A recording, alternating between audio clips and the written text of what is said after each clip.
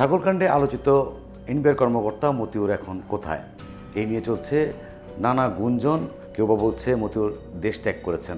যারা বলছেন যে মতিউর দেশ ত্যাগ করেছেন তাদের দাবি আখাউড়া বন্দর দিয়ে মাথা ন্যাড়া করে তার যে স্বাভাবিক রূপ রয়েছে সেই রূপ পরিবর্তন করে তিনি দেশ ত্যাগ করেছেন। আবার অনেকেই দাবি করছেন যে মতিউর এখনও দেশে রয়েছেন এবং তাদের সাথে মতিউরের কথা হয়েছে এবং মতিউর নিজেই বলেছেন তিনি কখনো মাথা ন্যাড়া করেননি এবং তিনি দেশে আছেন। এমন গুঞ্জনের মাঝেই খবর এলো দুর্নীতি দমন কমিশন মতিউর তার স্ত্রী এবং সন্তানের বিরুদ্ধে আবেদন করেছে আদালতের কাছে, তারা যেন দেশের বাইরে যেতে না পারে। দুদকের আবেদনের প্রেক্ষিতে মতিউর তার স্ত্রী ও সন্তানের বিরুদ্ধে দেশ ত্যাগের নিষেধাজ্ঞা দিয়েছে আদালত। 3 জনের বিরুদ্ধে দেশ ত্যাগের নিষেধাজ্ঞা দেওয়া হয়েছে, কিন্তু মতিউরের দ্বিতীয় স্ত্রী কিংবা দ্বিতীয় পক্ষের সন্তান কিংবা মতিউরের অন্য কোনো সন্তান কারো ব্যাপারে এই নিষেধাজ্ঞা জারি করেনি আদালত। আমরা এই বিষয়ে কথা বলেছি দুদকের কর্মকর্তাদের সাথে, একই সাথে আমরা কথা বলেছি আইনজীবীদের সাথে যারা মতিউরের এই নিষেধাজ্ঞার জন্য আবেদন করেছে আদালতের কাছে।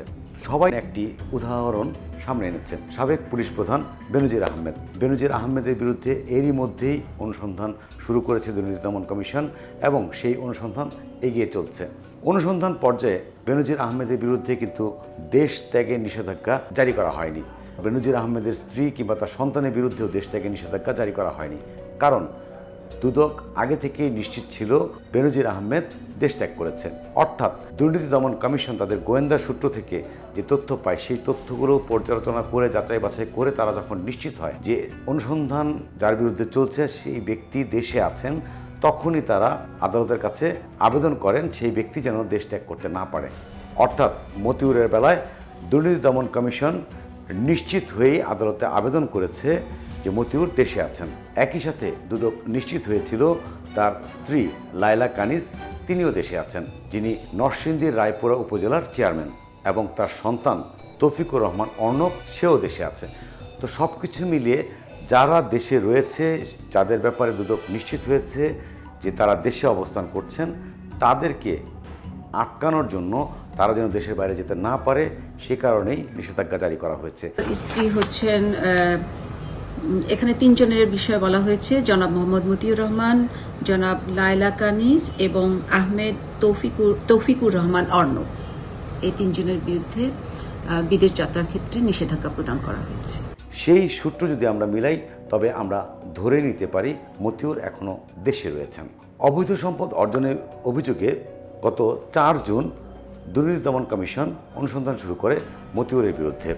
সেই অনুসন্ধানের জন্য 3 সদস্যের একটি কমিটি গঠন করা হয়েছে। সেই কমিটি এরই মধ্যেই সেই অনুসন্ধানী দল বিভিন্ন দপ্তরে চিঠি পাঠিয়েছে। একটি চিঠি পাঠানো হয়েছে এসবি ইমিগ্রেশনে, তার নিষেধাজ্ঞার যে আদেশ রয়েছে সেই আদেশটি পাঠানো হয়েছে যাতে ইমিগ্রেশন যথাযথ ব্যবস্থা নেয় মতিউর যেন দেশ ছেড়ে পালাতে না পারে।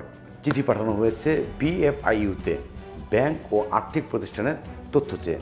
একই সাথে বিএফইউকে বলা হয়েছে মতিউর তার স্ত্রী এবং সন্তানদের নামে কোনো অ্যাকাউন্ট পেলে সেই অ্যাকাউন্ট যেন তথ্য দেওয়ার সাথে সাথে সেই অ্যাকাউন্টগুলো জব্দ করা হয়। জায়গা জমির তথ্য চেয়ে চিঠি পাঠানো হয়েছে নিবন্ধন অধিদপ্তরে। তথ্য চেয়ে চিঠি পাঠানো হয়েছে সিকিউরিটি এক্সচেঞ্জ কমিশনে। তাদের কয়টি গাড়ি রয়েছে সেই তথ্য চেয়ে চিঠি পাঠানো হয়েছে বিআরটি এর কাছে। এখন অপেক্ষা সেসব দপ্তর থেকে কী তথ্য আসে। যখন তথ্যপত্র দুদকের হাতে আসবে তখন দুদক আসলে জানতে পারবে তাদের কয়টি প্রতিষ্ঠান রয়েছে। শুধু মতিউর না, মতিউরের পরিবার, সন্তান সবার নামে কী পরিমাণ সম্পদ রয়েছে, কয়টি ব্যাংক অ্যাকাউন্ট রয়েছে, কয়টি কোম্পানি রয়েছে, কয়টি গাড়ি রয়েছে, সেসব তথ্য যখন দুদকের কাছে আসবে তখন দুর্নীতি দমন কমিশন সেসব তথ্যের ব্যাপারে জানতেই মতিউরের স্ত্রী এবং তার সন্তানদের তলব করতে পারে। যদি মতিউর তলবে হাজির না হয় কি করতে পারেন? হয়তো তিনি আইনজীবীর মাধ্যমে সময় বাড়ানোর আবেদন করবেন, দুর্নীতি দমন কমিশন তাদের একটি সুযোগ দিবে আত্মপক্ষ সমর্থনের।